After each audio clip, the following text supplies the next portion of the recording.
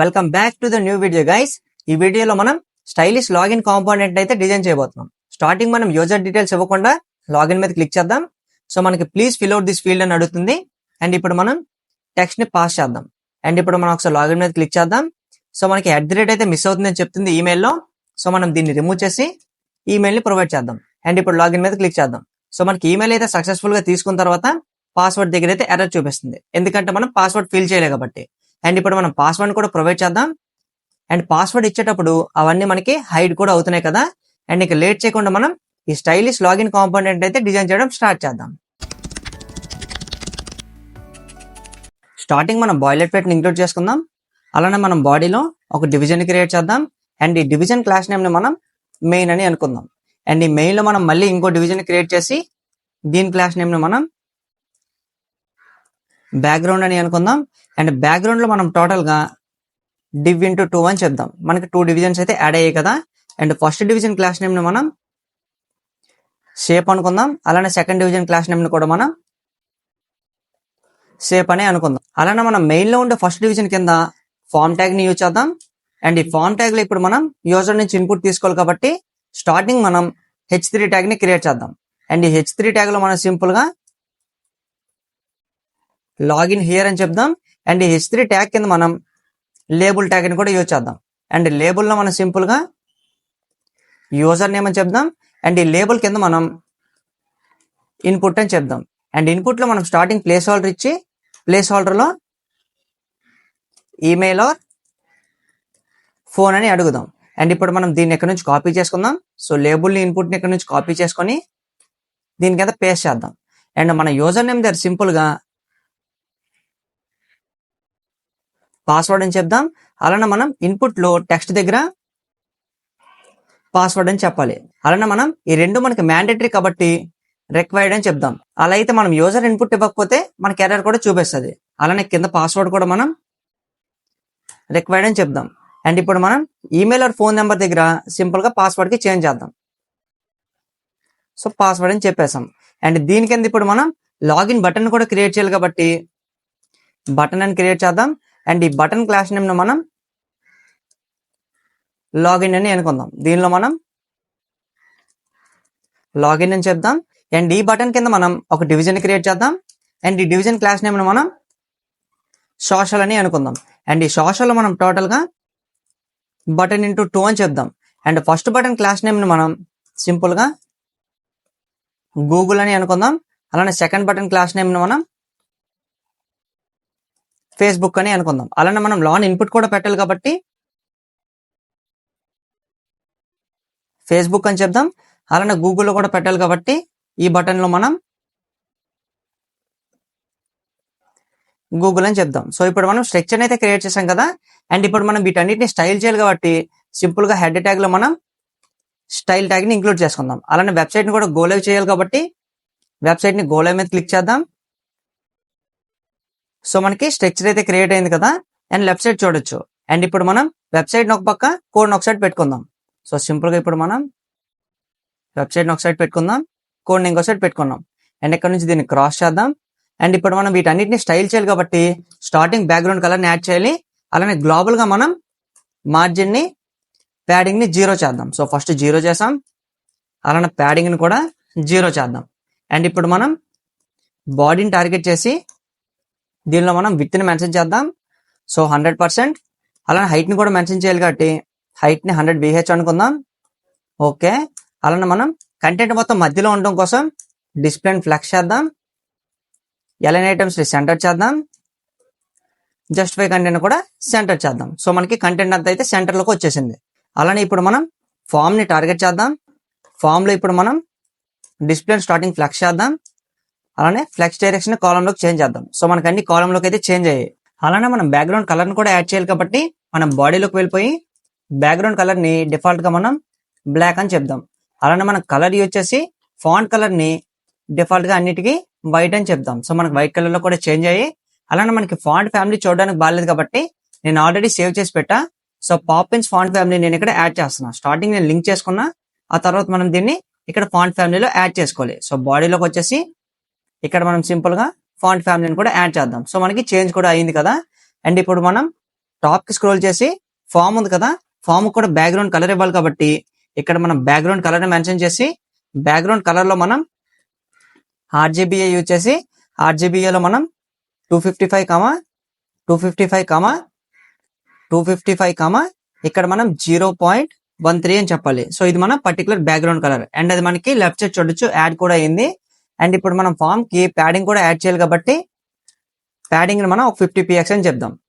So మనకి form padding కూడా add అయింది కదా, అలానే మనం ఫామ్ కి విత్ ని కూడా మెన్షన్ చేయాలి కాబట్టి దీన్ని మనం 330px అని చెప్దాం. సో 330 మరి ఎక్కువ అయిపోవచ్చు కాబట్టి 320కి చేంజ్ చేద్దాం. ఓకే, అలానే హైట్ కూడా మెన్షన్ చేయాలి కాబట్టి హైట్ ని మనం ఒక 400px అని చెప్దాం. ఓకే, 400px అయితే సరిపోద్ది. అలానే ఇప్పుడు మనం వీటన్నిటి మధ్య గ్యాప్ కూడా ప్రొవైడ్ చేయాలి కాబట్టి సింపుల్ గా మనం గ్యాప్ ప్రాపర్టీ యూజ్ చేసి ఒక 30px అని చెప్దాం. సో మనకి గ్యాప్ కూడా యాడ్ అయింది కదా. అండ్ ఇప్పుడు మనం చుట్టూ ఆ పర్టికులర్ సర్కిల్స్ ఉన్నాయి కదా, ఆ సర్కిల్స్ ని కూడా యాడ్ చేయాలి కాబట్టి వాటిని మనం ఏమనుకున్నాం, బ్యాక్గ్రౌండ్ డివిజన్ లో మనకి షేప్ అనే నేమ్ తో 2 డివిజన్స్ క్రియేట్ చేసాం కదా. సో వీటిని ఇప్పుడు మనం షేప్ చేయాలి. సో ఇప్పుడు మనం బాడీ కింద డాట్ షేప్ ని టార్గెట్ చేద్దాం.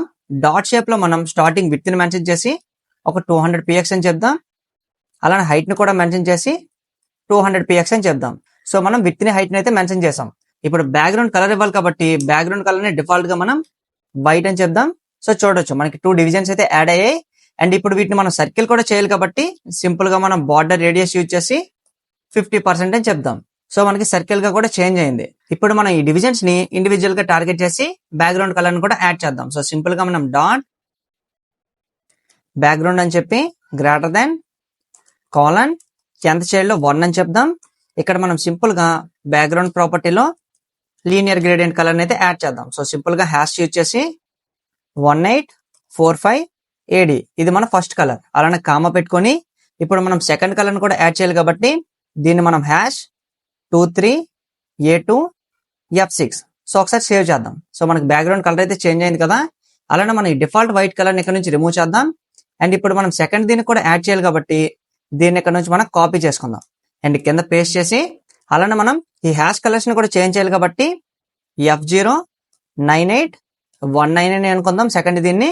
అలానే ఫస్ట్ దీన్ని కూడా చేంజ్ చేయాలి కాబట్టి దీన్ని మనం FF51 అలానే 2F అని అనుకుందాం. అలానే మనం దీన్ని సింపుల్ గా దీని ప్రిఫిక్స్ లో 2 రైట్ అని చెప్దాం. ఎప్పుడైతే మనం ఇక్కడ 2 రైట్ అని చెప్పామో మనకి ఫస్ట్ కలర్ నుంచి సెకండ్ కలర్ కి ఇది మూవ్ అయ్యేటట్లు వస్తుంది. అండ్ ఇప్పుడు మనం సింపుల్ గా వీటిని అడ్జస్ట్ చేయాలి కాబట్టి ఇక్కడ మనం పొజిషన్ ని యాబ్సల్యూట్ అని చెప్దాం. అలానే టాప్ దీంట్లో కూడా మనం పొజిషన్ ని యాబ్సల్యూట్ అని చెప్దాం. అండ్ ఇవన్నీ చేంజెస్ మనకి మెయిన్ మీద రిఫ్లెక్ట్ అవ్వాలి కాబట్టి ఇప్పుడు మనం బాడీ కింద డాట్ మెయిన్ యూజ్ చేసి ఇక్కడ మనం పొజిషన్ ని రిలేటివ్ చేద్దాం. అండ్ ఇప్పుడు మనం వీటిని అడ్జస్ట్ చేయాలి కాబట్టి ఇప్పుడు మనం ఆ డివిజన్స్ దగ్గరికి వెళ్ళిపోదాం. సో ఇక్కడ ఉన్నాయి కాబట్టి ఇక్కడ మనం స్టార్టింగ్ టాప్ ని యూజ్ చేసి దీన్ని మనం మైనస్ ఒక 100px అని చెప్దాం. ఓకే, అలానే ఇప్పుడు మనం లెఫ్ట్ ని కూడా యూజ్ చేసి దీన్ని కూడా మైనస్ 100px అని చెప్దాం. అలానే మనం ఇక్కడ 1 ఉంది కదా, ఇక్కడ మనం సెకండ్ చైల్డ్ ని టార్గెట్ చేయాలి కాబట్టి దీన్ని 2కి చేంజ్ చేద్దాం. అండ్ దీని కింద మనం బాటమ్ ని టార్గెట్ చేసి మైనస్ 100px అని చెప్దాం. ఓకే, అలానే మనం ఇక్కడ రైట్ ని టార్గెట్ చేసి ఇక్కడ మైనస్ 100px అని చెప్దాం. సో ఇప్పుడు మనకి అడ్జస్ట్ అయితే అయింది కదా. అండ్ ఇప్పుడు మనం ఈ పర్టికులర్ ఫామ్ డివిజన్ ఉంది కదా, దీనికి మనం బ్లర్ ని కూడా యాడ్ చేయాలి కాబట్టి ఇప్పుడు మనం ఫామ్ లోకి వెళ్ళిపోయి ఫామ్ ఎండింగ్ లో బ్యాక్ ఫిల్టర్ యూజ్ చేద్దాం. ఇక్కడ మనం బ్లర్ ని సింపుల్ గా ఒక 10px అని చెప్దాం. సో ఇప్పుడు మనకి బ్లర్ అయితే యాడ్ అయింది కదా. అలానే మనం దీనికి బార్డర్ రేడియస్ కూడా యాడ్ చేద్దాం. సో దీన్ని మనం ఒక 5px అని చెప్పుకుందాం. సో 5px అయితే చూడడానికి బాగుంది కదా. అలానే మనం దీనికి బాక్స్ షాడో కూడా యాడ్ చేస్తే మనకి ఈ పర్టికులర్ కలర్స్ ఉన్నాయి కదా, సర్కిల్ కలర్స్, వీటి మీద బాక్స్ షాడో కూడా యాడ్ అవుతుంది. సో ఇక్కడ మనం బాక్స్ షాడోని టార్గెట్ చేద్దాం. బాక్స్ షాడోని మనం 0.040px అండ్ ఇక్కడ మనం RGBA యూజ్ చేసి దీనిలో మనం 8,7,16,0.6 అనే కలర్ అయితే యాడ్ చేద్దాం. సో మనకి కొంచెం బ్లాకిష్ కలర్ లో అయితే యాడ్ అయింది కదా, ఇక్కడ మీరు గమనించవచ్చు. అలానే బాటమ్ లో కూడా చూడొచ్చు. అండ్ ఇప్పుడు మనం బాక్స్ షాడో అయితే యాడ్ చేసాం. అండ్ ఇప్పుడు మనకి రిమైనింగ్ లో నుండే కంటెంట్ మాత్రమే అడ్జస్ట్ చేయాలి కాబట్టి ఇంకా లేట్ చేయకుండా దాన్ని కూడా అడ్జస్ట్ చేద్దాం. ఇప్పుడు మనం ఫామ్ కింద లేబుల్ ని టార్గెట్ చేసి లేబుల్ లో ఇప్పుడు మనం స్టార్టింగ్ ఫాంట్ సైజ్ ని ఇంక్రీజ్ చేద్దాం. సో దీన్ని మనం ఒక 16px అని చెప్దాం. సో 16 సరిపోదు కాబట్టి 17కి చేంజ్ చేద్దాం. సో 17 అయితే చూడడానికి బాగుంది కదా. సో ఇప్పుడు మనం ఇన్పుట్ ను కూడా టార్గెట్ చేసి ఇన్పుట్ లో మనం స్టార్టింగ్ ప్యాడింగ్ యాడ్ చేద్దాం. సో ప్యాడింగ్ ని ఒక 15 px అని చెప్దాం. సో 15 మరి ఎక్కువ అయిపోవచ్చు కాబట్టి 10 అని చెప్దాం.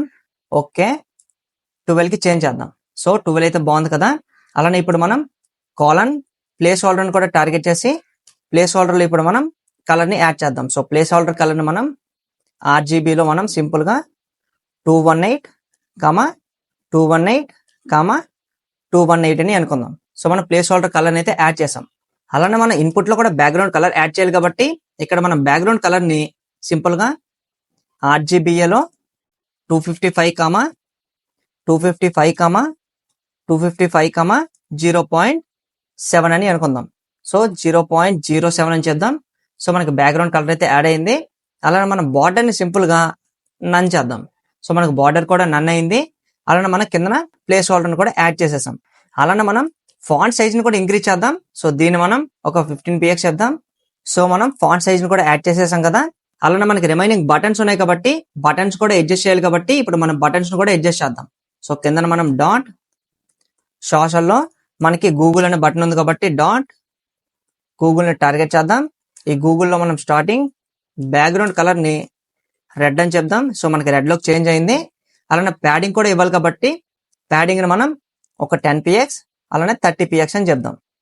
సో మనకు వచ్చింది కదా. అలానే ఇక్కడ మనం బార్డర్ ని సింపుల్ గా నన్ చేద్దాం. సో బార్డర్ నన్ అయింది. అలానే కలర్ ని మనం వైట్ లోకి చేంజ్ చేద్దాం. ఓకే, అలానే ఫాంట్ వెయిట్ ని కూడా మనం 600 అని చెప్దాం.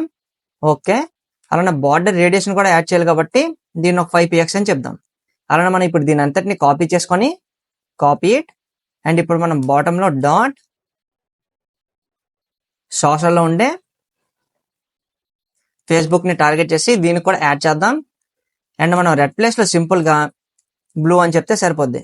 సో మనకి బ్లూ లోకి అయితే చేంజ్ అయింది కదా. అండ్ ఇప్పుడు మనం టాప్ లో డాట్ సోషల్ ని టార్గెట్ చేసి ఇక్కడ మనం డిస్ప్లే ఫ్లెక్స్ చేద్దాం. ఆల్రెడీ ఫ్లెక్స్ లో ఉన్నాయి. అలానే గ్యాప్ యూజ్ చేసి ఒక 20 px అని చెప్దాం. సో చాలదు. అలానే 80 px కి చేంజ్ చేద్దాం. సో 80 వద్దు 90 px అనుకుందాం. సో 90 px అయితే కరెక్ట్ గా అడ్జస్ట్ అయింది కదా. అలానే ఇప్పుడు మనం యూజర్ నేమ్ అలానే మనకి ఇన్పుట్ కూడా కొంచెం లాంగ్ అయిపోయింది కాబట్టి వాటిని కూడా డిక్రీజ్ చేయడం కోసం మనం సింపుల్ గా ఇన్పుట్ లోకి వచ్చి మార్జిన్ టాప్ ని -10 px అని చేద్దాం. సో చాలదు. సో 20కి చేంజ్ చేద్దాం. సో ఓకే, ఇప్పుడు చూడడానికి బాగుంది కదా. అలానే మనం ఇప్పుడు బటన్ కూడా స్టైల్ చేయాలి కాబట్టి ఇప్పుడు మనం సోషల్ దగ్గర డాట్ లాగిన్ ని టార్గెట్ చేసి ప్యాడింగ్ ని ప్రొవైడ్ చేద్దాం. సో దీన్ని మనం 30 px అని చెప్దాం. సో మరీ ఎక్కువైపోవచ్చు కాబట్టి 25. సో 25 కూడా వద్దు 20 అని చెప్దాం. 20 అయితే చూడడానికి బాగుంది. అలానే మనం ఫాంట్ సైజ్ ని కూడా ఇంక్రీజ్ చేయాలి కాబట్టి దీన్ని మనం ఒక 17 px అని చెప్దాం. సో ఇంక్రీజ్ అయింది. అలానే మనం ఫాంట్ వెయిట్ ని కూడా ఇంక్రీజ్ చేయాలి కాబట్టి దీన్ని ఒక 600 అని చెప్దాం. ఓకే, చూడడానికి బాగుంది కదా. అలానే మనం బార్డర్ రేడియేషన్ యూజ్ చేసి ఒక 6 px అని చెప్దాం. సో మనకి బార్డర్ రేడియస్ కూడా ఇప్పుడు యాడ్ అయింది అండ్ చూడడానికి కూడా బాగుంది కదా. అలానే మనం ఇన్పుట్ ఉంది కదా, ఇన్పుట్ కూడా బార్డర్ రేడియస్ యాడ్ చేద్దాం. సో బార్డర్ రేడియస్ ని 6 px అని చెప్దాం. ఇన్పుట్ కూడా బార్డర్ రేడియస్ యాడ్ అయింది అండ్ చూడడానికి కూడా బాగుంది. అండ్ ఇప్పుడు మనకి రిమైనింగ్ ఈ లాగిన్ హియర్ ఉంది కదా, దాన్నే టార్గెట్ చేయాలి కాబట్టి ఇప్పుడు మనం సింపుల్ గా H3 ని టార్గెట్ చేసి ఫాంట్ సైజ్ ని మనం ఒక 20 px అని చెప్దాం. సో 20 చాలదు కాబట్టి 30కి ఇంక్రీజ్ చేద్దాం. సో చాలదు.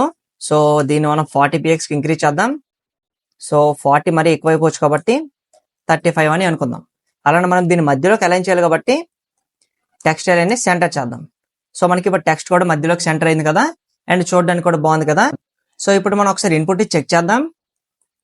సో మనకి ఇన్పుట్ అయితే బ్లాక్ కలర్ లో ఉంది కాబట్టి ఇప్పుడు మన ఇన్పుట్ లోకి వచ్చేసి ఇక్కడ కలర్ ని మనం వైట్ లోకి చేంజ్ చేద్దాం. సో మళ్ళీ ఒకసారి ఎంటర్ చేద్దాం. సో మనకి ఇప్పుడు వైట్ కలర్ అయితే వచ్చింది కదా. అండ్ ఇప్పుడు మనం లాగిన్ మీద క్లిక్ చేద్దాం. సో మనకి ఇక్కడ ఎర్రర్ ఏమి చూపించకుండా డైరెక్ట్ గా పాస్వర్డ్ దగ్గర ఎర్రర్ అయితే చూపిస్తుంది. సో దీన్ని కూడా ఫిక్స్ చేయాలి కాబట్టి ఇప్పుడు మనం ఇన్పుట్ దగ్గరకు వచ్చేసి ఇక్కడ టైప్ టెక్స్ట్ దగ్గర మన ఈమెయిల్ కి చేంజ్ చేద్దాం. ఎందుకంటే మనం యూజర్ కి ఈమెయిల్ అడుగుతున్నాం కదా. అండ్ ఇప్పుడు మనం నార్మల్ టెక్స్ట్ ఇచ్చి లాగిన్ మీద క్లిక్ చేద్దాం. సో ఇప్పుడు మనకి ఎర్రర్ అయితే చూపిస్తుంది. అలానే ఇప్పుడు మనం @gmail.com అని చెప్దాం. సో ఇప్పుడు మనం మళ్ళీ లాగిన్ మీద క్లిక్ చేద్దాం. సో ఇప్పుడు మనకి ఎర్రర్ ఏం చూపించట్లే కదా. అండ్ మనం సక్సెస్ఫుల్ గా లాగిన్ కాంపోనెంట్ అయితే క్రియేట్ చేసాం. అండ్ ఇప్పుడు మనం ఈ బటన్స్ ని కూడా స్టైల్ చేయాలి కాబట్టి ఇప్పుడు మనం బాటమ్ లోకి వచ్చి ఈ పర్టికులర్ ఫేస్బుక్ ఉంది కదా, దీన్ని ఇక్కడ నుంచి మనం కాపీ చేసుకుందాం. సో కాపీ ఇట్, కింద మనం పేస్ట్ చేసి కాలన్ యాక్టివ్ చేసి మనం ఎప్పుడైతే ఫేస్బుక్ మీద క్లిక్ చేస్తామో అప్పుడు మనం ట్రాన్స్ఫార్మ్ లో స్కేల్ ప్రాపర్టీ యూజ్ చేసి 0.9 అని చెప్దాం. అండ్ ఇప్పుడు ఒకసారి క్లిక్ చేసి చెక్ చేయొచ్చు. సో మనకి బటన్ అయితే లోనికి వెళ్తుంది కదా, అండ్ ట్రాన్సిషన్ కూడా చాలా బాగుంది. అండ్ అది మనకి ఇంకా స్మూత్ గా అవడం కోసం మనం ట్రాన్సిషన్ యూజ్ చేసి ఆల్ 0.2 సెకండ్స్ అని చెప్పి ఈజ్ అని చెప్దాం. సో ఇప్పుడు ఒకసారి మళ్ళీ చెక్ చేద్దాం. సో ఇప్పుడు మనకి చాలా స్మూత్ గా ఉంది కదా. అండ్ ఇప్పుడు మనం దీన్ని ఇక్కడ నుంచి కాపీ చేసుకొని దీన్ని మనం గూగుల్ కూడా యాడ్ చేద్దాం. అలానే మన లాగిన్ బటన్ కూడా ఉంది కాబట్టి లాగిన్ కూడా యాడ్ చేద్దాం. అలానే మనం దీన్ని ఇక్కడ నుంచి కాపీ చేసుకుందాం. అండ్ దీనిపైన మనం దీన్ని పేస్ట్ చేసి ఫేస్బుక్ దగ్గర గూగుల్కి చేంజ్ చేస్తే గూగుల్ కూడా యాడ్ అయిపోద్ది. సో గూగుల్ అని చెప్దాం. సో గూగుల్కి ఒకసారి చెక్ చేద్దాం. సో మనకి గూగుల్కి అయితే యాడ్ అవుతుంది. అలానే ఇప్పుడు మనం వీటికి కూడా యాడ్ చేయాలి కాబట్టి లాగిన్ కింద మనం డాట్ లాగిన్ కాలన్ యాక్టివ్ని టార్గెట్ చేసి దీనిలో పేస్ట్ చేద్దాం. సో వీటిని ఇక్కడ నుంచి రిమూవ్ చేద్దాం. సో ఇప్పుడు ఒకసారి చెక్ చేద్దాం. సో ఇప్పుడు మనకి ట్రాన్సిషన్ అయితే చాలా స్మూత్ గా ఉంది కదా అండ్ చూడొచ్చు. అండ్ ఈ వీడియోలో మనం సక్సెస్ఫుల్ గా స్టైలిష్ లాగిన్ కాంపోనెంట్ అయితే క్రియేట్ చేసాం. Thank you for watching and see you in the next video guys.